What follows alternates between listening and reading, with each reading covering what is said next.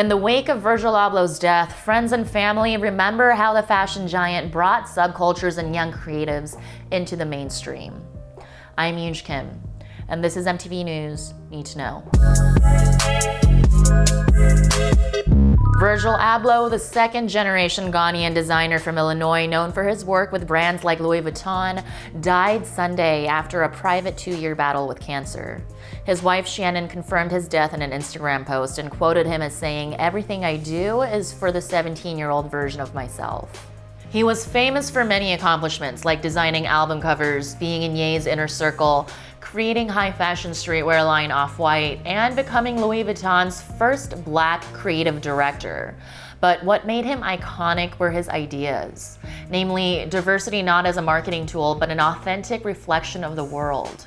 He told Numero, "For me, it's less about being radical than being honest. Honest with respect to the history of the world as it really is and not as we've been told it is all these years. It's a holistic approach. I don't think of diversity as a simple added extra mixed in with my work, but as an essential component." Abloh was only 41 when he passed, but in that short time, he blew open the doors to the inaccessible and historically racist industry, making it easier for young people of color to follow. In 2018, Abloh's debut Louis Vuitton runway show was one of the most diverse in Europe's history. W Magazine said at the time that it would have been inconceivable on a Paris runway as recently as 5 years prior.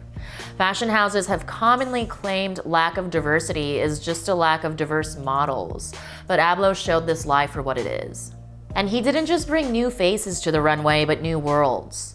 Featured in his shows were young musicians like Kid Cudi and Playboi Carti. He signed the Jamaica-born skater Lucien Clark to endorse a Louis Vuitton skate shoe.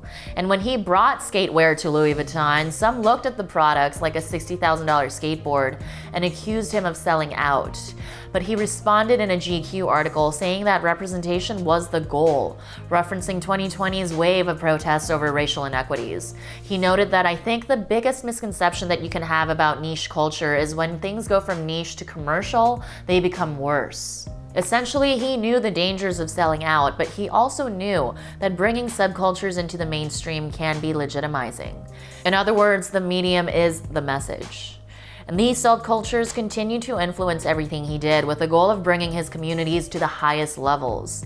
After Abloh's passing, hip-hop platform Rock the Bells tweeted, "When we speak on elevating the culture, Virgil Abloh made us reimagine what the intersection of hip-hop and fashion had the potential to be." Countless designers and artists have made a point to talk about how good a man he was. Everyone from Gigi and Bella Hadid to Drake to BTS posted about his impact. And beyond Abloh's creative legacy, his philanthropy lives on. Donnie Nicole Bletcher, former director of Ye's youth outreach nonprofit Donda's House, shared that Abloh made innumerable contributions to the organization. Bletcher said of the designer, "To me, the best philanthropists are those who do good things because they are the right thing to do, not because of the publicity or because they'll receive some kind of credit for it." His work didn't stop there.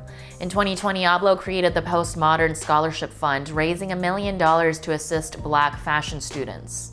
In Ghana, he helped design and build a skate park in an area where people could barely find a board not too long ago.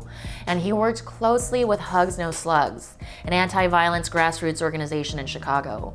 His contributions allowed for shelters to be opened during the pandemic. Abloh's accomplishments are proof that inclusion is essential to creativity and authenticity because, at the end of the day, diversity is reality.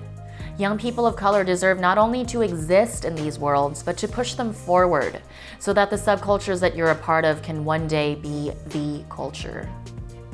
I'm Yoonj Kim, and that's what you need to know.